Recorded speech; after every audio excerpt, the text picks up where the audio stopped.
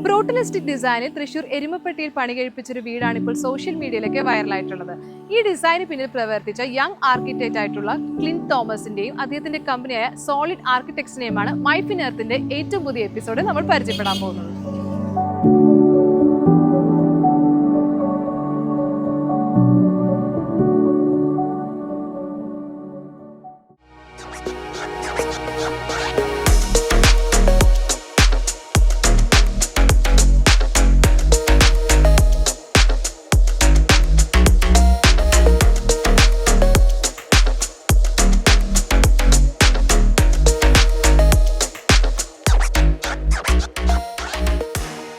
ഇപ്പൊ സോഷ്യൽ മീഡിയയിൽ ഭയങ്കര ട്രെൻഡിങ് ആണ് സ്ക്യൂ ഹൗസ്. ഇതിന്റെ ഒരു പണി കഴിപ്പിക്കുക, ഇതിന്റെ ഒരു ഇൻസ്പിറേഷൻ എങ്ങനെയായിരുന്നു? സ്ക്യൂ ഹൗസ് എന്നുള്ളത് ഒരു ബ്രൂട്ടലിസ്റ്റിക് ആൻഡ് ട്രോപ്പിക്കൽ സ്റ്റൈലൊരു മിക്സ് ഡിസൈനാണ്. സോ അത് നമ്മൾ ഇവോൾവ് ചെയ്തത് സൈറ്റിൻ്റെ കണ്ടീഷൻ അനുസരിച്ചാണ്. സോ അതിൽ പല ഫാക്ടേഴ്സ് ഉണ്ട് അത് ആ ഡിസൈൻ അങ്ങനെ ഒരു ഫൈനൽ ഡിസൈനായിട്ട് ചെയ്യാനായിട്ട്. സോ ഫസ്റ്റ് ഓഫ് ഓൾ അതിൻ്റെ ഒരു സൈറ്റ് കോണ്ടെക്സ്റ്റ് എന്ന് പറഞ്ഞു കഴിഞ്ഞാൽ അതൊരു ക്രൗഡഡ് ആയിട്ടുള്ള ഒരു സ്കൂളിൻ്റെ അടുത്താണ് സ്ഥിതി ചെയ്യുന്നത്. അപ്പോൾ എല്ലാ സമയങ്ങളിലും അതായത് സ്കൂൾ ടൈമിൽ അത്രയധികം സ്റ്റുഡൻസ് വീടിന് മുന്നിൽ പോകും, പാസ് ചെയ്യും. അങ്ങനെ ക്രൗഡഡ് ആയ ഏരിയ ആണ്. അപ്പോൾ അതിനൊരു ബാരിയർ ഒരു പ്രൈവസി നമുക്ക് വീട്ടിൽ വേണം. പിന്നെ ക്ലയൻറ്റിൻ്റെ സെക്കൻഡ് റിക്വയർമെൻറ്റ് അവർക്കൊരു യുണീക്കായൊരു വീട് ചെയ്യണം എന്നുള്ളൊരു റിക്വയർമെൻറ്റ് ഉണ്ടായിരുന്നു. സോ സംതിങ് ഡിഫറെൻ്റ് ആയിട്ട് ചെയ്യണം, അങ്ങനെ ഒരു നമ്മളൊരു ഇനീഷ്യലി ഒരു നോട്ട് പോയിൻ്റ് ഉണ്ടായിരുന്നു. പിന്നെ തേർഡ് തിങ് അവിടുത്തെ സൺ ഹീറ്റാണ്. സോ ബിൽഡിംഗ് ഫേസ് ചെയ്യുന്നത് സൗത്ത് ഫേസിലേക്കാണ്. അപ്പോൾ ഏറ്റവും കൂടുതൽ സൺ ഹീറ്റ് വരുന്നതുകൊണ്ട് അതിനെ നമുക്ക് പ്രിവെൻറ്റ് ചെയ്യണം. പിന്നെ ഞങ്ങളുടെ ഒരു ഡിസൈൻ ഇംപ്ലിമെൻ്റ് എന്ന് പറഞ്ഞു കഴിഞ്ഞാൽ ഞങ്ങൾ എല്ലാ ഡിസൈൻസും ഡിഫറെൻ്റ് ആയിരിക്കും. സോ ഒരു ടിപ്പിക്കൽ സ്റ്റൈൽ ഞങ്ങൾ എല്ലായിടത്തും ഫോളോ ചെയ്യുന്നില്ല. അപ്പോൾ ആ ഒരു സൈറ്റിനനുസരിച്ച് ഞങ്ങൾ ഒരു യൂണീക്കായ ഡിസൈൻ എന്ന് ആലോചിച്ചപ്പോൾ ഇതെല്ലാം കമ്പൈൻഡ് ആക്കിയിട്ട് ഒരു ബ്രൂട്ടലിസ്റ്റിക് ആൻഡ് ട്രോപ്പിക്കൽ സ്റ്റൈൽ മിക്സ് ആയിട്ട് ഒരു ഫോം ഡെവലപ്പ് ചെയ്തു. ഇപ്പോൾ ബ്രൂട്ടലിസ്റ്റിക് എന്നുള്ള വേർഡ് വെക്കുമ്പോൾ നമ്മൾ സാധാരണക്കാർക്ക് അത് മനസ്സിലാവില്ല. നമ്മൾ പോകുന്നത് വേറെ ക്രൂരമായ പക്ക മീനിങ് വരുന്നത്. പക്ഷെ എന്താണ് actually? Strong geometric forms and raw of material. Raw of material എന്ന് പറയുമ്പോൾ നമുക്കിപ്പോൾ ഒരു ഈ ഒരു ഡിസൈൻ തന്നെ കൊടുത്തു കഴിഞ്ഞാൽ പല ക്ലയൻസുകളും അത് അക്സെപ്റ്റ് ചെയ്യില്ല. ഇതെന്താ വീട് എന്നാണ് ചോദിക്കും. സോ അത് നമുക്ക് എല്ലാതും ഇംപ്ലിമെൻറ്റ് ചെയ്യാൻ പറ്റില്ല. അപ്പോൾ നമ്മളത് അതിന് തന്നെ കുറച്ചുകൂടി വ്യത്യസ്തമായ രീതിയിൽ നമ്മളതിനെ കുറച്ചുകൂടി ഫിനിഷ്ഡ് സർഫസ് കൊടുത്തു. കുറച്ച് സ്ഥലങ്ങളൊക്കെ നമ്മൾ എക്സ്പോസ് ചെയ്ത രീതിയിൽ കോൺക്രീറ്റ് ഫിനിഷ് കൊടുത്തിട്ടുണ്ട്. കാരണം അത് മെയിൻറ്റെയിൻ ചെയ്യാനുള്ള ഈസിനെസ്സിന് വേണ്ടിയിട്ട്. ഇത് 1947 ഫസ്റ്റ് ഒരു ബ്രൂട്ടലിസ്റ്റിക് ഡിസൈൻ ഇംപ്ലിമെൻ്റ് ആയിട്ടുള്ളത്. ഫസ്റ്റ് ഇങ്ങനെ ഒരു ഡിസൈൻ കാണിക്കുമ്പോൾ ക്ലയൻറ്റിൻ്റെ റെസ്പോൺസ് എങ്ങനെയായിരുന്നു? സോ നമ്മളിതിൽ ഫസ്റ്റ് സ്റ്റേജ് തന്നെ ഒരു സ്കെച്ചാണ് അതിനെ ബേസ് ചെയ്തിരുന്നത്. സോ ക്ലയൻറ്റായിട്ട് സംസാരിച്ചപ്പോൾ അവർക്ക് ആ ഒരു കൈൻഡ് ഓഫ് ഇത് ഓക്കെ ആവുമെന്ന് മനസ്സിലാക്കിയതിന് ശേഷമാണ് ഞങ്ങൾ ഫൈനൽ റെൻഡറിങ്ങിലേക്ക് പോയത്. സോ അത് അവരുടെ ഒരു മെൻറ്റാലിറ്റി അനുസരിച്ച് അവർക്ക് വ്യത്യസ്തമായ വീട് വേണമെന്നുണ്ട്. എന്നാൽ അവർ കുറച്ച് റിസ്ക് എടുക്കാൻ തയ്യാറായിട്ടുള്ളൊരു ക്ലയൻ്റ് ആയിരുന്നു. അതുകൊണ്ടായിരുന്നു അത് ആളും ആക്സെപ്റ്റ് ചെയ്തത്. ബൈ ലക്ക് നമുക്കും പല ക്ലയൻസിനും കിട്ടാറില്ല. സോ വൺ ഓഫ് ദ നല്ല ക്ലയൻ്റ് ആയിരുന്നു. അതുകൊണ്ടാണ് ആ പ്രൊജക്റ്റ് അങ്ങനെ ഫിനിഷ് ചെയ്യാൻ പറ്റിയത്. ഇപ്പം ഇത്രയും യങ് ഏജിൽ ഇത്രയും സക്സസ്ഫുൾ ആയിട്ട് നിൽക്കുവാണ്. എങ്ങനെയായിരുന്നു സോളിഡ് ആർക്കിടെക്ചറിന്റെ ഒരു സ്റ്റാർട്ടിങ് ജേർണി? 2016 സ്റ്റാർട്ടായത്. സോ ഞങ്ങളിതിൽ ഫസ്റ്റ് ഡിസൈൻ എന്ന് പറയുമ്പോൾ ഞങ്ങൾ ഓൺ ചർച്ചാണ് ചെയ്തത്. സെൻറ്റ് ജോസഫ് ചർച്ച് പാത്രമംഗലാണ് ചെയ്തത്. അപ്പോൾ ഡ്യൂറിങ് സ്റ്റഡി ടൈമിലായിരുന്നു അതിൻ്റെ ഡിസൈൻ സ്റ്റാർട്ട് ചെയ്തത്. സോ ഒരു 4th ഇയർ ആയിരിക്കുമ്പോഴാണ് വീട്ടിൽ അച്ഛൻ വന്ന് പറഞ്ഞെങ്കിൽ ഡിസൈൻ ചെയ്യണം. അപ്പോൾ അതിനായിട്ട് ഞാൻ സോഫ്റ്റ്വെയർ പഠിച്ചു. ആ സമയത്ത് കോളേജിലുള്ളപ്പോൾ യൂട്യൂബൊക്കെ നോക്കിയിട്ട് സോഫ്റ്റ്വെയർ പഠിച്ചിട്ട് സെപ്പറേറ്റ് പഠിച്ചിട്ട് നമ്മളൊരു പ്രൊപ്പോസൽ കൊടുത്തു. ബൈ ലക്കിലി അവർക്ക് ഇഷ്ടപ്പെട്ടു. അങ്ങനെയാണ് ഫസ്റ്റ് സ്റ്റാർട്ട് ചെയ്തത്. അപ്പോൾ ഡ്യൂറിങ് കോളേജ് ടൈമിൽ അത് ലേൺ ചെയ്യുമ്പോൾ അതിൻ്റെ ഒരു കുറവ് കൊണ്ട് നമുക്ക് ഡിസൈനിൽ കോംപ്രമൈസ് ചെയ്യേണ്ടതെന്ന് വെച്ചിട്ട് നമ്മൾ എല്ലാ രീതിയിലുള്ള സോഫ്റ്റ്വെയർസും ആ സമയത്ത് പഠിച്ചു. ബേസിക് ആയിട്ട് അങ്ങനെയാണ് അതിൻ്റെ ഒരു സ്റ്റാർട്ടിങ് വന്നത്. പിന്നെ കോളേജിന് ശേഷം നമുക്ക് നല്ലൊരു ഫേമിൽ പ്രാക്ടീസ് ചെയ്യാൻ പറ്റി. ഡാക്ക് എന്ന് പറയും, ബ്രിജേഷ് ഷൈജൽ സാറിൻ്റെ അണ്ടറിൽ നമ്മൾ 2 ഇയേഴ്സോളം അവിടെ വർക്ക് ചെയ്തിരുന്നു. സോ അതൊരു ബെസ്റ്റ് ഒരു എക്സ്പെരിമെൻ്റ് ആയിരുന്നു. അതിനുശേഷമാണ് നമ്മൾ ഓണായിട്ടൊരു ഫേം സ്റ്റാർട്ട് ചെയ്തത്. കാലിക്കറ്റിലാണ് സ്റ്റാർട്ട് ചെയ്തത്. അതിനുശേഷം പിന്നെ നമ്മളിവിടെ കോവിഡിൻ്റെ സമയമായപ്പോൾ അവിടെ നിന്ന് ഷിഫ്റ്റ് ചെയ്തിട്ട് വീടിൻ്റെ അടുത്തേക്ക് തൃശ്ശൂർക്ക് ചേഞ്ച് ആവുകയാണ് ചെയ്തത്. ഇപ്പോൾ കേരളത്തിൽ ഒരുപാട് ട്രെൻഡുകൾ മാറി മാറി പരീക്ഷിക്കുന്നുണ്ട്. പക്ഷേ ഈ ഒരു ട്രെൻഡിൻ്റെ ഇത് അക്സെപ്റ്റൻസ് കിട്ടുന്നുണ്ടോ ക്ലയൻസിൻ്റെ ഇടയിൽ? അതെ, നമുക്കിപ്പോൾ ഈ ലാസ്റ്റ് ടൈം ഈ വീഡിയോ ഇപ്പോൾ ഓൾമോസ്റ്റ് 3 മില്യൺ വ്യൂസ് വന്നു ഇൻസ്റ്റാഗ്രാമിൽ. നമുക്ക് ലോട്ട്സ് ഓഫ് എൻക്വയറീസ് വരുന്നുണ്ട്. ഇപ്പോൾ ഒരു സെയിം മോഡലല്ല, ഡിഫറെൻ്റ് ആയ രീതിയിൽ ചെയ്യണം എന്നുള്ളതാണ് ചെയ്യുന്നത്. ലൈക്ക് യൂണീക്കായ രീതിയിൽ പ്രൊജക്ട്സ് ചെയ്യണമെന്ന് പറഞ്ഞ് പല ക്ലയൻസിനും വിളിക്കുന്നുണ്ട്. ഇപ്പോൾ ഞങ്ങൾക്ക് റീസെൻ്റ്ലി ഒരു 15 പ്രൊജക്ട്സ് ഞങ്ങൾക്ക് പുതിയത് ഇപ്പോൾ ഞങ്ങൾക്ക് അതിൻ്റെ ബേസിൽ എൻക്വയറി വന്നിട്ടുണ്ട്. സോ പല ക്ലയൻസിനും അത് അക്സെപ്റ്റ് ചെയ്യുന്നുണ്ട്. സോ ഡിഫറെൻ്റ് ആയിട്ട് ചെയ്യണമെന്ന് പലർക്കും ആഗ്രഹമുണ്ട്. സോ അതിലെന്ന് പറയുമ്പോൾ ചലഞ്ചിങ് എന്ന് പറയുമ്പോൾ കേരള ക്ലൈമറ്റിക് ഫാക്ടറാണ്. സോ കേരള ക്ലൈമറ്റിക് ഫാക്ടർ അനുസരിച്ച് വിത്ത്സ്റ്റാൻഡ് ചെയ്യാൻ പറ്റുന്ന ഡിസൈൻ ആണെങ്കിൽ എല്ലാവർക്കും അത് അക്സെപ്റ്റ് ആയിരിക്കും. ഇപ്പൊ ക്ലയൻസിന് പല പല ആവശ്യങ്ങളായിരിക്കും, അതിൽ തന്നെ നമ്മൾ ഡിസൈൻ നോക്കണം, ബഡ്ജറ്റ് നോക്കണം, സസ്റ്റൈനബിലിറ്റി നോക്കണം. ഇത് മൂന്നും കൂടി ഒരു സമന്വയിപ്പിച്ചുകൊണ്ട് എങ്ങനെയാണ് നമ്മളൊരു പ്രൊജക്ട് പൂർത്തിയാക്കാൻ പറ്റും? അതാണ് ഇതിൽ ഏറ്റവും ചലഞ്ചിങ് പാർട്ട്. നമ്മളിപ്പോൾ ഡിസൈനൊരു ജസ്റ്റ് ഒരു 3D ചെയ്യുന്നതിൻ്റെ ഉപരി അതിൻ്റെ ഒരു സ്റ്റഡി ചെയ്യണം. നമ്മൾ അഡ്വാൻസ് സോഫ്റ്റ്വെയർസ് യൂസ് ചെയ്തിട്ട് അതിനൊരു പ്രോപ്പർ മോഡലിംഗ് ചെയ്യും. നമ്മൾ 3D പ്രിൻ്റർ യൂസ് ചെയ്യുന്നുണ്ട്. 3D പ്രിൻ്റർ ബേസ് ചെയ്തിട്ട് ചെറിയ മോഡൽസ് ക്രിയേറ്റ് ചെയ്തിട്ട് അതിൻ്റെ ഒരു സ്റ്റഡി ചെയ്യും. സോ മെയിൻലി ഒരു കൺസേൺ കേരളത്തിലെ ക്ലൈമറ്റിലെ റെയിനാണ്. റെയിൻ വരുമ്പോൾ എങ്ങനെ പ്രോപ്പറായിട്ട് ബിൽഡിംഗ് ട്രീറ്റ് ചെയ്യാം, ലൈക്ക് എങ്ങനെ അത് ഡ്രെയിനേജ് ചെയ്യാം എന്നുള്ളതൊക്കെയാണ് മെയിൻ കൺസേൺ. ഇപ്പോൾ സ്കിയോസ് പറയുകയാണെങ്കിൽ സ്കിയോസ് എന്നൊരു റിനോവേഷൻ പ്രൊജക്റ്റാണ്. സോ അതിൽ നമുക്കിപ്പോൾ ഈ റൂഫിൻ്റെ സിസ്റ്റം എന്ന് പറഞ്ഞു കഴിഞ്ഞാൽ എല്ലാ സൈഡിൽ നിന്നും സെൻറ്ററിലേക്കാണ് അതിൻ്റെ ഡ്രെയിൻ കൊടുത്തിട്ടുള്ളത്. സോ ടോപ്പിൽ സെപ്പറേറ്റ് ഒരു വാട്ടർ കളക്ടിങ് ഗട്ടർ കൊടുത്തിട്ട് അവിടെ നിന്നാണ് റെയിൻ വാട്ടർ ഹാർവെസ്റ്റിംഗ് ചെയ്യുന്നത്. സോ ഫ്രണ്ടിൽ നിന്ന് നോക്കുമ്പോൾ വെള്ളമൊന്നും ഉണ്ടായിരിക്കില്ല, പ്ലെയിൻ ഫസഡ് ആയിരിക്കും. ബട്ട് അതിന്റെ ഒരു ഡിസൈൻ അങ്ങനെ രീതിയിലാണ് സോൾവ് ചെയ്തത്. ഇപ്പോൾ AI ടെക്നോളജി ഭയങ്കരമായിട്ട് യൂസ് ചെയ്യാൻ പറ്റുന്നുണ്ട് നമുക്ക്. അപ്പോൾ അതിന്റെ ഒരു ഇമ്പോർട്ടൻസ് എങ്ങനെയാണ് നമ്മളുടെ ഒരു ഡിസൈനിന്റെ? AI എന്നുള്ളത് ഞങ്ങൾ ആക്ച്വലി യൂസ് ചെയ്യുന്നുണ്ട്. AI എന്നുള്ളതിൽ ലൈക്ക് ഗുഡ് ഫാക്ടേഴ്സ് ഉണ്ട്, ബാഡ് പോയിന്റ്സ് ഉണ്ട് അതിൽ. ഇപ്പോൾ ഗുഡ് പോയിന്റ്സ് എന്ന് പറഞ്ഞു കഴിഞ്ഞാൽ നമുക്ക് ഈസിലി ഒരു സ്കെച്ചസോ അല്ലെങ്കിൽ ബേസിക് മോഡൽസ് വെച്ച് നമുക്ക് റെൻഡർ ചെയ്യാനുള്ള ഒരു ഓപ്ഷൻ ഉണ്ട്. അപ്പോൾ റെൻഡറിങ് ടൈം നമുക്ക് വളരെ രീതിയിൽ കുറഞ്ഞു വരികയാണ്. ഇപ്പോൾ ഇന്റീരിയർ വ്യൂ ആയി കഴിഞ്ഞാലും നമുക്ക് ലോങ് ടേമുള്ള റെൻഡറിങ്ങിൻ്റെ ആവശ്യം വരുന്നില്ല. നമുക്ക് ബേസിക് ഒരു മോഡലായി കഴിഞ്ഞാൽ നമുക്ക് ഈസി ആയിട്ട് അതിലിട്ട് റെൻഡർ ചെയ്യാൻ പറ്റും. ഇപ്പോൾ ഒരു 10 വർഷത്തിനടുത്തായി ഒരു ജേർണി സ്റ്റാർട്ട് ചെയ്തിട്ട് ഒരുപാട് ഡിസൈൻസ് ചെയ്തിട്ടുണ്ട്, യൂണീക്ക് ആയിട്ട് ചെയ്തിട്ടുണ്ട്. അപ്പോൾ ഏറ്റവും ചലഞ്ചിങ് ആയിട്ട് തോന്നിയ ഒരു ഫാക്ടർ എന്താണ്? ചലഞ്ചിങ് ആയിട്ടുള്ള ഒരു ഫാക്ടർ എന്നുള്ളത് നമുക്ക് എക്സ്പീരിയൻസിൽ പറയുകയാണെങ്കിൽ നമുക്ക് വന്നിട്ടുള്ള സ്കീ ഹൗസിൻ്റെ ഫോംസ് തന്നെയാണ്. അപ്പോൾ സ്കീ ഹൗസിൻ്റെ ഒരു ഇൻഗ്ലൻഡ് ആയിട്ടുള്ളൊരു ഫോംസ് ആണ് അതിൽ ചെയ്തിട്ടുള്ളത്. സോ അതിൽ ലോക്കലായിട്ടുള്ള വർക്കേഴ്സിന് അത് പറഞ്ഞു കൊടുത്ത് ആ ഒരു ഫോം ഡെവലപ്പ് ചെയ്യുക എന്നുള്ളതായിരുന്നു ഒരു ചലഞ്ചിങ് പാർട്ട്. സോ അതിനായിട്ട് ഞങ്ങൾ ചെയ്തത് ഫിസിക്കലി ഒരു മോഡൽ ചെയ്തു. പിന്നെ അതിൻ്റെ സെക്ഷനിൽ വ്യൂസ് ജസ്റ്റ് ഡ്രോയിങ് മാത്രമല്ലാതെ 3D വ്യൂസും കൂടി കൊടുത്തിട്ട് സൈറ്റിൽ പോയിട്ട് ഞങ്ങളിങ്ങനെ ടേബിളൊക്കെ കാണിച്ചു കൊടുത്തിട്ടൊക്കെയാണ് അവർക്ക് പറഞ്ഞു കൊടുത്തത്. സോ അങ്ങനെ അത് പറഞ്ഞു കൊടുത്ത് നമ്മളത് ഒരു ആസ് പെർ ഡിസൈൻ അനുസരിച്ച് അത് ഫിനിഷ് ചെയ്യുക എന്നുള്ളതാണ് ഏറ്റവും ചലഞ്ചിങ് പാർട്ട്. ഇപ്പോൾ പല ആർക്കിടെക്ട്സും അല്ലെങ്കിൽ പല ഡിസൈനേഴ്സും 3D കൊടുക്കും, ബട്ട് ഫൈനൽ ഔട്ട്പുട്ട് വരുന്നത് ഡിഫറെൻ്റ് ആയിരിക്കും. സോ അതിന് പല ഫാക്ടേഴ്സ് ഉണ്ട്. നല്ലൊരു കോൺട്രാക്ടർ കിട്ടണം, നല്ല വർക്കേഴ്സ് വേണം.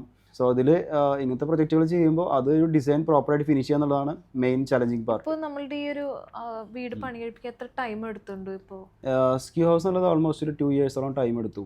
കുറച്ച് കാലം അത് ഹോൾഡ് ചെയ്തു. പിന്നെ ക്ലയൻറ്റ്സ് നാട്ടിലുണ്ടായിരുന്നില്ല, അപ്പോൾ ആൾ വരുന്നവർ കുറച്ച് ഡിലേ ആയി. യൂഷ്വലി നമ്മളൊരു 1.5 ഇയേഴ്സൊക്കെയാണ് നോർമൽ ടൈമിൽ ഒരു വീട് ചെയ്യാൻ ടൈം എടുക്കുന്നത്. കേരളത്തിലെ മഴയൊക്കെ അനുസരിച്ച് ആ സമയത്താണെങ്കിൽ അത്രയും നേരം വർക്ക് ചെയ്യാൻ പറ്റില്ല.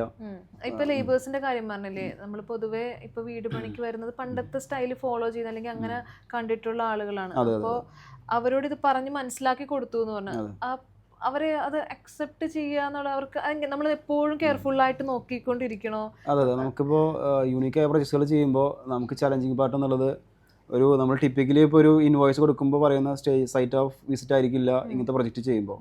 നമ്മൾ റിപ്പീറ്റ്ലി നമ്മുടെ ഓഫീസിൽ നിന്ന് നമ്മുടെ സൂപ്പർവൈസറോ അല്ലെങ്കിൽ വിസിറ്റ് ചെയ്തിട്ട് നമ്മളത് എൻഷുർ ചെയ്യണം അങ്ങനെ തന്നെ ആണെന്നുള്ളത്. അവരെല്ലാം ഓക്കെ പറയും, പക്ഷെ അങ്ങനെ ഓക്കെ ആയിരിക്കില്ല ചെയ്ത് കഴിയുമ്പോൾ. സോ നമ്മളതെല്ലാവരും നമ്മളങ്ങനെ മാക്സിമം ഒഴിവാക്കും. പല സംഭവങ്ങളിൽ അത് ചെയ്ത് പൊളിച്ച് കളഞ്ഞ് രണ്ടാമത് ചെയ്യിച്ചിട്ടുണ്ട്. അത് നമ്മൾ ടേംസ് ഇപ്പോൾ ഒരു കോൺട്രാക്ടർ ആണെങ്കിൽ ആസ് പെർ ഡ്രോയിങ് അനുസരിച്ചാണ് ഒരു അഗ്രിമെന്റ് ഉണ്ടായിരിക്കും. സോ അവരുടെ റെസ്പോൺസിബിലിറ്റിയാണ് അതുപോലെ ഫിനിഷ് ചെയ്യേണ്ടത്. സോ അത് മാക്സിമം നമ്മളത് അവോയ്ഡ് ചെയ്യും സൈറ്റ് വിസിറ്റും. പിന്നെ ഇപ്പോൾ നമുക്കിപ്പോൾ എല്ലാ സൈറ്റിലും ഞങ്ങൾ ക്യാമറ വെക്കുന്നുണ്ട്, 360 ക്യാമറാസ്. ഇപ്പോൾ ലൈവായിട്ട് നമുക്ക് ഓഫീസിൽ നിന്ന് നമുക്കത് ലൈവായിട്ട് കാണാം. സോ മാക്സിമം അങ്ങനെ ഇഷ്യൂസൊക്കെ നമ്മൾ ക്യാമറ വെച്ചിട്ട് ക്ലിയർ ചെയ്യും. ക്ലയന്റിനും കൊടുക്കും, ക്ലയന്റിനും ആക്സസ് ഉണ്ടാവും. അപ്പോൾ അവർക്ക് അറിയാൻ പറ്റും എത്രത്തോളം. എല്ലാ അപ്ഡേറ്റും ഫുൾ 24 hours കാണാം. ഇപ്പോൾ പുതിയ മോഡലുള്ള ഒരു ഡിസൈൻ ചെയ്യിപ്പിച്ചു. ഇപ്പം എങ്ങനെ പഴമയിലേക്ക് പോകുന്ന ഒരു ട്രെൻഡും ഉണ്ട്. അപ്പം അങ്ങനെയുള്ള ഡിസൈൻസും ചെയ്തിട്ടുണ്ടോ? അല്ലെങ്കിൽ നമ്മൾ പറഞ്ഞല്ലോ, നമ്മൾ ക്ലയൻസിന്റെ ഒരു റിക്വയർമെന്റ് അനുസരിച്ചാണ് ഇത് ചെയ്യുന്നത്. ഇപ്പോൾ ട്രഡീഷണലി ഞങ്ങൾ പറയുകയാണെങ്കിൽ ഇപ്പോൾ പട്ടാമ്പിയിൽ ഒരു വീട് ചെയ്തിരുന്നു, കോട്ടിയാട് ഹൗസ് എന്ന് പറഞ്ഞിട്ട്. അത് പക്ക ട്രഡീഷണൽ റെസിഡൻസ് ആണ്. 4 കെട്ട് പോലെ 4 കെട്ടിന് തന്നെ കുറച്ചുകൂടി ഒരു വ്യത്യസ്ത രീതിയിൽ സൈഡിലാണ് അതിന്റെ കോട്ടിയാട്സ് വരുന്നത്. അപ്പോൾ എന്നിരുന്നാലും അത് ഫുള്ളി ഒരു ട്രഡീഷണൽ സ്റ്റൈലായിരുന്നു. അപ്പോൾ പല ക്ലയൻസിനും പല ടേസ്റ്റാണ്. സോ ഞങ്ങളൊരു ഓൺ സ്റ്റൈൽ ചെയ്യുക, അത് നിങ്ങൾ ഫോളോ ചെയ്യണമെന്ന് നിങ്ങൾ പറയാറില്ല.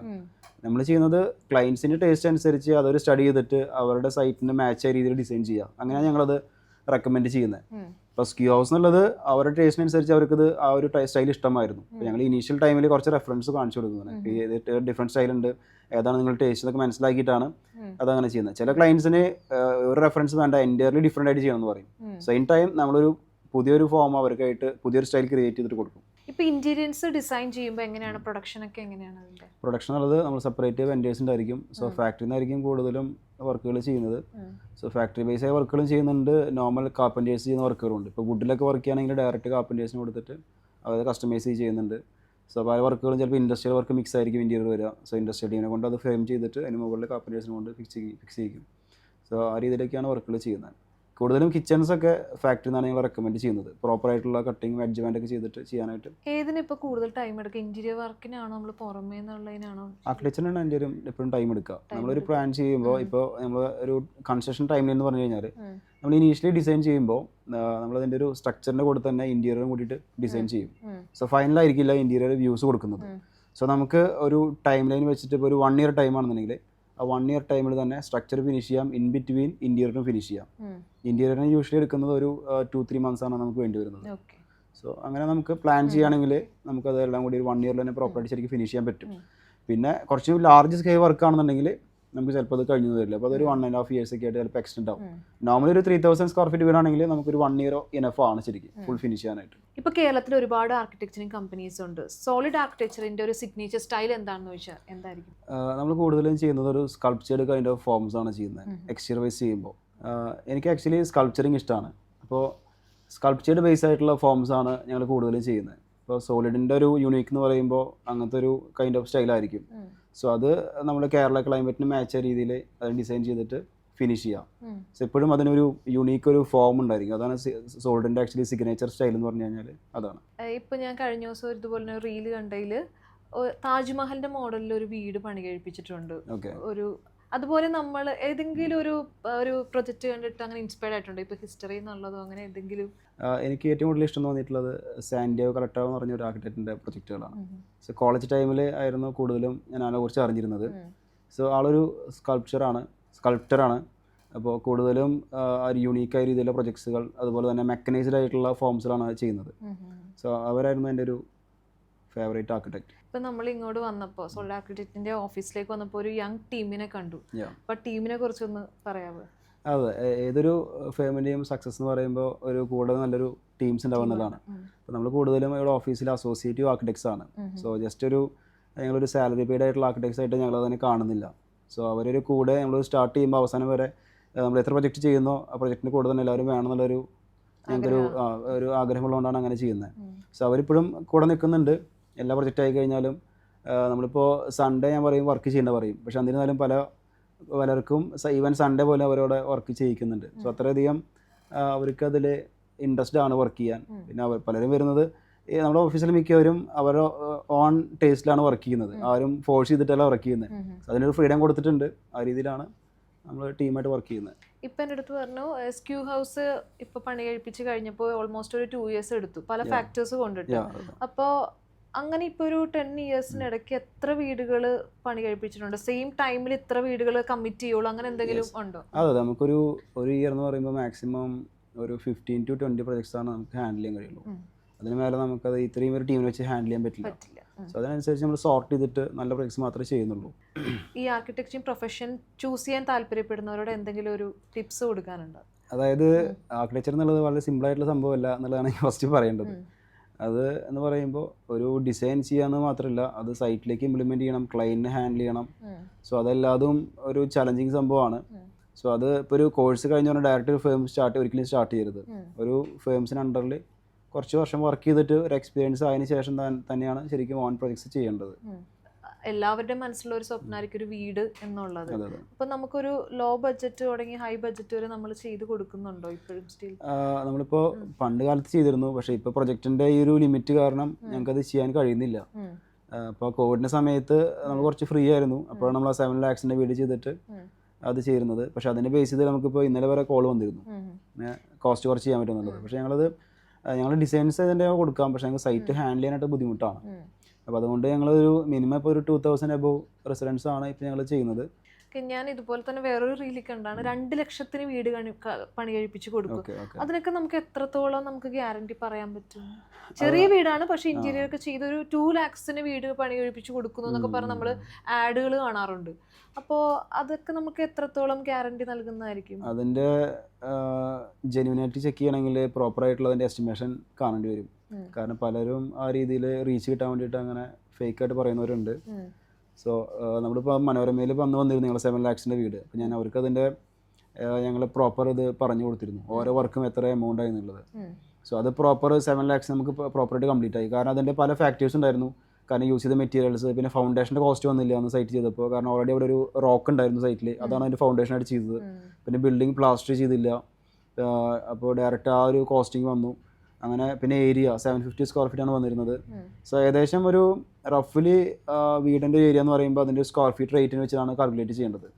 ഇപ്പോഴത്തെ രീതിയിൽ പുതിയൊരു വീട് ചെയ്യുമ്പോൾ ഓൾമോസ്റ്റ് ഒരു 2000 above എന്തെങ്കിലും വീടുകൾക്ക് കോസ്റ്റ് വരുന്നുണ്ട്. പ്രീമിയം ബേസിക് ലെവലിൽ ചെയ്യുമ്പോൾ അത് പ്രീമിയം ആകുമ്പോൾ 3000 4000 ആ ലെവലിലേക്ക് ചേഞ്ച് ആവും. ഏറ്റവും കോസ്റ്റ് കുറഞ്ഞ് ചെയ്യുമ്പോൾ ഒരു സ്ക്വയർ ഫീറ്റിന് ഒരു 1500 എങ്കിലും അടുത്ത് കോസ്റ്റ് വരുന്നുണ്ട്. പിന്നെ അത്രയും ലൈക്ക് വ്യത്യസ്തമായിട്ട് ചെയ്യുകയാണെങ്കിൽ കോസ്റ്റ് കുറയ്ക്കാൻ കഴിഞ്ഞേക്കാം. ബട്ട് എന്നിരുന്നാലും നമുക്ക് വീട് കണ്ടു കഴിഞ്ഞാൽ അറിയാം ഏകദേശം എത്ര കോസ്റ്റ് വരുന്നുള്ളത് നമുക്കൊരു എസ്റ്റിമേഷൻ ചെയ്യാൻ കഴിയും. ഇപ്പോൾ ക്ലയൻസ് വരുമ്പോൾ അവർ സ്ക്വയർ ഫീറ്റ് അനുസരിച്ചാണോ അല്ലെങ്കിൽ ഫുൾ എമൗണ്ടിന് ആണോ അവർ വീട് കഴിപ്പിക്കാൻ താല്പര്യപ്പെടുന്നത്? അതിലൊരു ശരിക്കും കൺസിഡർ ചെയ്യേണ്ടത് സ്ക്വയർ ഫീറ്റിലല്ല വർക്ക് അസൈൻ ചെയ്യേണ്ടത്, ബിൽ ഓഫ് ക്വാണ്ടിറ്റി ബേസ് ചെയ്തിട്ടാണ് കോൺട്രാക്ടർക്ക് വർക്ക് കൊടുക്കേണ്ടത്. ഇപ്പോൾ പണ്ട് കാലത്തൊക്കെ ചെയ്യുമ്പോൾ എല്ലാതും ടിപ്പിക്കൽ വീടുകളാണ്, typical window sizes, typical materials. പക്ഷേ ഇപ്പോൾ എല്ലാം ഡിഫറെൻ്റായി. ഇപ്പോൾ വിൻഡോസ് തന്നെ ഡിഫറെൻറ്റ് മെറ്റീരിയൽസ് വരുന്നുണ്ട്, പ്ലാസ്റ്ററിങ് തന്നെ ഡിഫറെൻറ്റ് വരുന്നുണ്ട്, ഇപ്പോൾ ജിപ്സം പ്ലാസ്റ്ററിങ് വരുന്നുണ്ട്, പെയിൻറ്റിങ് തന്നെ ഇപ്പോൾ വാട്ടർ പ്രൂഫ് WPM പെയിൻറ്റ് വരുന്നുണ്ട്. ഇപ്പോൾ പ്ലംബിങ്ങിലാണെങ്കിൽ ജിൻഡാൾ അങ്ങനെ കുറച്ച് അഡ്വാൻസ്ഡ് ആയിട്ടുള്ള പ്ലംബിംഗ് സിസ്റ്റം വരുന്നുണ്ട്. റൂഫിംഗ് ആയി കഴിഞ്ഞാലും കോൺക്രീറ്റ് അല്ലാതെ സാൻഡ്വിച്ച് റൂഫ്, സെറാമിക്, അങ്ങനെ പല രീതിയിൽ മെറ്റീരിയൽസ് വരുന്നുണ്ട്. അപ്പോൾ നമ്മളത് സ്ക്വയർ ഫീറ്റ് കൊടുക്കുമ്പോൾ പലപ്പോഴും അത് ക്ലയൻസിൻ്റെ റിക്വയർമെൻറ്റ്സ് ചേഞ്ച് ചെയ്യാം. സോ ആ സമയത്ത് കോൺട്രാക്ടറായിട്ട് ഇഷ്യൂ വരും. സോ പ്രൊജക്റ്റ് പലപ്പോഴും നിന്ന് പോകാറുണ്ട്. അപ്പോൾ അതിന് ചെയ്യേണ്ടത് വൺസ് ഒരു ആർക്കിടെക്റ്റ് ഡിസൈൻ ചെയ്ത് കഴിഞ്ഞാൽ അതിന് പ്രോപ്പറായിട്ട് ബിൽ ഓഫ് ക്വാണ്ടിറ്റി ക്രിയേറ്റ് ചെയ്യാം. സോ ഓരോ മെറ്റീരിയൽസ് എത്ര ക്വാണ്ടിറ്റി വരുന്നുണ്ട്, അതിന് M³ or square feet rate, total amount. So once design ഇപ്പോൾ സപ്പോസ് റൂഫിംഗ് ചേഞ്ച് ചെയ്തിട്ട് വേറെ മെറ്റീരിയൽ ആയി കഴിഞ്ഞാൽ അതിൻ്റെ റേറ്റ് എടുത്തിട്ട് നമുക്ക് ഇതിലേക്ക് അസൈൻ ചെയ്യാം. സോ അങ്ങനെ ചെയ്യുമ്പോൾ ഒരു പ്രോപ്പർ ഇഷ്യൂസ് ഇല്ലാതെ പ്രൊജക്റ്റ് കംപ്ലീറ്റ് ചെയ്യാൻ പറ്റും. അല്ലെങ്കിൽ പലപ്പോഴും അത് ഇഷ്യൂ ആയിട്ട് ഹോൾഡ് ആവാൻ ചാൻസ് ഉണ്ട്. ഇപ്പോൾ ഓട്ടോമേഷൻ ചെയ്ത് സ്മാർട്ട് ഹോംസ് ഒക്കെ ഇപ്പോൾ വരുന്നുണ്ട്. അപ്പോൾ അങ്ങനെയുള്ളതൊക്കെ നമ്മൾ ക്ലയന്റിനോട് അങ്ങോട്ട് പറഞ്ഞിട്ട് ചെയ്യുവാണോ ചെയ്യുന്നത് വെച്ചാൽ ഇങ്ങനെ നമ്മളിപ്പോൾ ഡ്യൂറിങ് ഡിസ്കഷൻ ടൈമിൽ ഞാൻ സജഷൻസ് പറയും. ഇപ്പോൾ ലൈറ്റിംഗ് ചെയ്യുമ്പോൾ നമുക്ക് വേണമെങ്കിൽ സ്മാർട്ട് ലൈറ്റ് ചെയ്യാം. ലൈറ്റിങ്ങിന് ഡിഫറെൻറ്റ് ഓപ്ഷൻസ് ഉണ്ട്. അതുപോലെ ഇപ്പോൾ കേർട്ടൻസ് ചെയ്യുമ്പോൾ ഓട്ടോമേഷൻ ചെയ്യാം. അതുപോലെ തന്നെ ഓട്ടോമേഷനിൽ തന്നെ അത് അനിതർ സെക്യൂരിറ്റി ഫീച്ചേഴ്സ് വരുന്നുണ്ട്, AI ഡിറ്റക്ഷൻ, അങ്ങനെ പല സംഭവങ്ങളും വ്യത്യാസം വരുമോ? എന്തായാലും അതിനനുസരിച്ച് പ്രൈസ് ചേഞ്ച് ആവും. പക്ഷെ മാർക്കറ്റിൽ ഇപ്പോൾ കണ്ടമാനം മെറ്റീരിയൽസ് ഉണ്ട്, അതുകൊണ്ട് അത്ര വലിയൊരു ചേഞ്ച് വരാറില്ല. ഇപ്പോൾ ഇങ്ങനെ ചെയ്ത് കഴിഞ്ഞിട്ടുണ്ടെങ്കിൽ നമുക്ക് എത്ര നാൾ നമുക്ക് ഇതിനൊരു ഗ്യാരണ്ടി പറയാം? അത് നോർമൽ ഇലക്ട്രിക്കൽ ഇപ്പോൾ ഒരു TV വാങ്ങുന്ന പോലെ തന്നെ TV വാങ്ങുമ്പോൾ അറിയാലോ എത്ര വർഷത്തിന് വാറണ്ടി ഉണ്ടാവും. അപ്പോൾ അതിനേക്കാളും ഒന്നുകൂടി മെയിൻ്റനൻസ് ഫ്രീ ആണ് ഈ സ്മാർട്ട് സ്വിച്ചസ് ഒക്കെ. കാരണം അത്ര കോംപ്ലിക്കേറ്റഡ് അല്ല, ജസ്റ്റ് ഒരു ബോർഡ് മാത്രമേ വരുന്നത് വൈഫൈ ബേസിൽ. ഞങ്ങളിപ്പോൾ കൂടുതലും ചെയ്യുന്നത് വിത്ത് സ്വിച്ച് ആയിട്ടുള്ള ടച്ച് കൺട്രോൾസ് ആണ് ചെയ്യുന്നത്. സെപ്പറേറ്റ് ടച്ച് അല്ലാതെ സ്വിച്ചിനുള്ളിൽ തന്നെ സ്മാർട്ടായിട്ട് വരുന്ന മെറ്റീരിയൽസ് വരുന്നുണ്ട്. സോ അതായി കഴിഞ്ഞാൽ കുറച്ചുകൂടി ലോങ് ടൈമിൽ നമുക്കത് യൂസ് ചെയ്യാം. പിന്നെ അത് വെച്ചിട്ട് നമുക്ക് കേരള ക്ലൈമറ്റിനനുസരിച്ച് പല ഫീച്ചേഴ്സും കൊണ്ടുവരാം. ലൈക്ക് ഞങ്ങളിപ്പോൾ കൂടുതലും നമ്മൾ ഡിസൈനിൽ എയർ കണ്ടീഷണർ റെക്കമെൻഡ് ചെയ്യാറില്ല. ഇപ്പോൾ പാസീവായിട്ടുള്ള കൂളിംഗ് സിസ്റ്റംസ് ആണ് കോമൺ ഏരിയാസ് വരുന്നത്. അപ്പോൾ അത് ഡിസൈൻ ചെയ്യുമ്പോൾ നമുക്കിപ്പോൾ automated Windows or automated ventilation ചെയ്യുകയാണെങ്കിൽ നമുക്ക് നല്ല രീതിയിൽ എനർജി കൺസംഷൻ കുറയ്ക്കാം. പിന്നെ ആർട്ടിഫിഷ്യൽ എയർ കണ്ടീഷൻ ചെയ്യാതെ നാച്ചുറൽ ആയിട്ടുള്ള വെന്റിലേഷൻ നമുക്ക് പ്ലാൻ ചെയ്യാൻ പറ്റും. അതിന് പ്രോപ്പറായിട്ട് നമുക്ക് അലക്സ യൂസ് ചെയ്യാം ഓർ സ്മാർട്ട് ഡിവൈസ് യൂസ് ചെയ്തിട്ട് നമ്മൾ ടെമ്പറേച്ചറിനെ ബേസ് ചെയ്തിട്ട് നമ്മൾ ഡിവൈസ് വർക്കാവും. റൂമിൽ ടെമ്പറേച്ചർ കൂടുതൽ വരികയാണെങ്കിൽ അത് ഡിറ്റക്ട് ചെയ്യുമ്പോൾ അതിനനുസരിച്ച് വിൻഡോ ഓപ്പൺ ആവും, natural fan exhaust fan open ആവും. ലൈക്ക് അങ്ങനെ രീതിയിൽ പല രീതിയിൽ നമുക്കത് അഡ്വാൻസ് ആയിട്ട് ചെയ്യാനുള്ള ഓപ്ഷൻസ് മാർക്കറ്റിലുണ്ട്. ഇപ്പോൾ ഇതിനെക്കുറിച്ചെല്ലാം അവെയർ ആയിട്ടുള്ള ക്ലയൻസ് ആണോ ഇപ്പോൾ കേരളത്തിലുള്ള, അല്ലെങ്കിൽ നമ്മളാണോ സജസ്റ്റ് ചെയ്ത്? നമുക്ക് കൂടുതൽ ഇപ്പോൾ ക്ലയൻസിന് എല്ലാതും അറിയാം. കാരണം നമ്മളിപ്പോൾ യൂട്യൂബിൽ കണ്ടമാനം വീഡിയോസ് വരുന്നുണ്ട്. സോ കൂടുതലും ക്ലയൻസുകൾ നമ്മൾ ഇങ്ങോട്ട് വീഡിയോസ് അയച്ചു തരും, ഇതെങ്ങനെ ചോദിച്ചു ഞങ്ങൾ അങ്ങോട്ട് പറയാതെ തന്നെ നമുക്കറിയാം കൂടുതലും ഇങ്ങോട്ടാണ് വീഡിയോ വരിക. അപ്പോൾ ഞങ്ങൾ പറയും നമുക്കിത് ഇങ്ങനെ ചെയ്യാം, അത് ചെയ്തിട്ടുണ്ട്, ഇത്രയാണ് ഇതിൻ്റെ പ്രൈസ് വരുന്നത്, അങ്ങനെയായിട്ട് അതിൻ്റെ ഒരു കൊട്ടേഷൻ ആക്കിയിട്ട് അത് അതിനനുസരിച്ച് പ്ലാൻ ചെയ്യും. സോ ക്ലയൻറ്റിൻ്റെ ഒരു അവയർനെസ് ഇപ്പോൾ കുഴപ്പമില്ല, എല്ലാവർക്കും അതിനെക്കുറിച്ച് അറിയാം സത്യം പറഞ്ഞു കഴിഞ്ഞാൽ. ഇപ്പോൾ ഇത്ര നാൾക്കുള്ളിൽ ചെയ്ത ഇമ്പോർട്ടൻറ്റ് വർക്ക്സ് ഏതാണെന്ന് ചോദിച്ചു കഴിഞ്ഞാൽ എന്തൊക്കെയായിരിക്കും പറയുന്നത്? നമുക്കിപ്പോൾ റീസെൻ്റ്ലി കഴിഞ്ഞിട്ടുള്ള ഒരു പ്രൊജക്റ്റ് ഒരു PPR കോർട്ട്യാർഡാണ്. അതിവിടെ പൂവത്തൂർ ചെയ്തിട്ടുള്ള ഒരു ഓഡിറ്റോറിയം പ്രൊജക്റ്റാണ്. സോ അത് ഒരു പ്രോപ്പർ സസ്റ്റൈനബിൾ പ്രൊജക്റ്റ് എന്ന രീതിയിൽ ഞങ്ങൾ ചെയ്തിട്ടുള്ള വർക്കാണ്. സോ അവിടെ ആയിട്ടുള്ള എക്സിസ്റ്റിംഗ് ആയിട്ടുള്ള റൂഫ് ടൈൽ യൂസ് ചെയ്തിട്ട് അതിന് റൂഫിങ് ചെയ്തു, എക്സിസ്റ്റിംഗ് ബ്രിക്സുകൾ യൂസ് ചെയ്തിട്ട് അതിൻ്റെ വാളുകൾ ചെയ്തു. അത് കൂടുതലും ഒരു പാസീവ് കൂളിംഗ് എന്ന രീതിയിൽ ചെയ്തിട്ടുള്ള ഒരു ഓഡിറ്റോറിയമാണ്. ടിപ്പിക്കലി ഓഡിറ്റോറിയം എല്ലാതും എയർ കണ്ടീഷൻഡ് ആയിരിക്കും. പക്ഷേ ആ ഒരു ഓഡിറ്റോറിയം എന്ന് പറഞ്ഞു കഴിഞ്ഞാൽ നമുക്ക് അതിൻ്റേതായ ഒരു ഡിസൈൻ ചെയ്തിട്ട് ഔട്ട് സൈഡിലെ ടെമ്പറേച്ചറിനേക്കാളും ഉള്ളിലെ ടെമ്പറേച്ചർ കുറയുന്ന രീതിയിലുള്ള ഇൻസുലേഷൻ സിസ്റ്റംസ് യൂസ് ചെയ്തിട്ട് അതിനനുസരിച്ച് റൂഫിംഗ് ഡിസൈൻ ചെയ്തിട്ടുള്ള ഒരു ഓഡിറ്റോറിയമാണ്. അതൊരു റീസെൻ്റ്ലി കഴിഞ്ഞിട്ടുള്ളൊരു നല്ലൊരു പ്രൊജക്റ്റാണ്. പിന്നെ അതുപോലെ ഇപ്പോൾ ഓൺഗോയിങ് ചെയ്യുന്നത് സെൻറ്റ് ജോൺ പോൾ എന്ന് പറഞ്ഞിട്ട് ഒരു പള്ളി ചെയ്യുന്നുണ്ട് കോട്ടയത്ത്. അതൊരു പ്രത്യേക യൂണീക്ക് ആയിട്ടുള്ള ഒരു ഡിസൈനിൽ ഒരു സിഗ്നേച്ചർ ആയിട്ടുള്ള പ്രൊജക്റ്റ് ആണത്. അത് ഓൾമോസ്റ്റ് ഒരു ഫിനിഷിംഗ് സ്റ്റേജ് ആണ്. ഇൻസ്പയർഡ് ആയിട്ടുള്ളതാണോ അല്ലെങ്കിൽ സ്വന്തം? നമ്മൾ ആക്ച്വലി ഈ ജോൺ പോൾ മാർപ്പാപ്പയുടെ ക്യാപ്പ് ഉണ്ടല്ലോ, ആ ഒരു ഡിസൈനിൽ നിന്ന് ബേസ് ചെയ്ത് ഇൻസ്പയർ ആയിട്ട് അതിൻ്റെ ഒരു രീതിയിലേക്ക് മാർപ്പാപ്പയുടെ പേരിൽ പള്ളി ആയതുകൊണ്ട് ആ ഒരു ഫോമിൽ ഡെവലപ്പ് ചെയ്തിട്ടുള്ള ഡിസൈനാണ്. സോ അത് ഒരു വ്യത്യസ്ത പ്രൊജക്റ്റാണ്. പിന്നെ അതുപോലെ നമ്മൾ ചെയ്ത് കഴിഞ്ഞിട്ടുള്ള പല പ്രൊജക്ട്സ് എന്ന് പറഞ്ഞു കഴിഞ്ഞാൽ നിഹാരിക പറഞ്ഞിട്ട് ഒരു റിനോവേഷൻ ചെയ്തിരുന്നു. ഇവിടെ ഓഫീസിൽ നിന്ന് നടക്കാനുള്ള ദൂരമുള്ളൂ. സോ അതൊരു പഴയൊരു വീടായിരുന്നു, അത് മാറ്റിയിട്ട് എൻ്റെ ഒരു ഡിഫറെൻ്റ് ആയ രീതിയിൽ ഒരു പ്രൊജക്റ്റ് ചെയ്ത് കഴിഞ്ഞിട്ടുണ്ട്. ഇപ്പോൾ ഇത്രയും ചെയ്ത പ്രൊജക്റ്റിൽ ഏറ്റവും ചലഞ്ചിങ് ആയിട്ടുള്ള ഒരു ഡിസൈൻ ഏതായിരുന്നു? സ്കീ ഹൗസ് തന്നെയാണ് ചലഞ്ചിങ് ആയിരുന്നത്. അത് കുറച്ചൊരു ഡിഫിക്കൽട്ട് ആയിരുന്നു ഫിനിഷ് ചെയ്യാനായിട്ട്. ഓക്കെ, ഇപ്പോൾ നമ്മൾ ക്ലയൻസിനെ കൺവിൻസ് ചെയ്യാന്നുള്ളൊരു ഫാക്ടർ ഉണ്ട്. ചിലവർ നമ്മൾ ചിലപ്പോൾ ഒരു എമൗണ്ട് പറയുമ്പോൾ അല്ലെങ്കിൽ ഒരു ഡിസൈൻ പറയുമ്പോൾ പെട്ടെന്ന് കൺവിൻസ്ഡ് ആവില്ല. അപ്പോൾ അങ്ങനെയുള്ള സിറ്റുവേഷൻസിൽ എങ്ങനെയാണ് അവരെ പറഞ്ഞ് മനസ്സിലാക്കുക? നമ്മളിതിൽ ജസ്റ്റ് ഒരു ഡിസൈൻ കൊടുക്കുന്നതിലുപരി ക്ലയൻറ്റായിട്ട് മാക്സിമം ടൈം നമ്മൾ ഇൻട്രാക്ട് ചെയ്യും.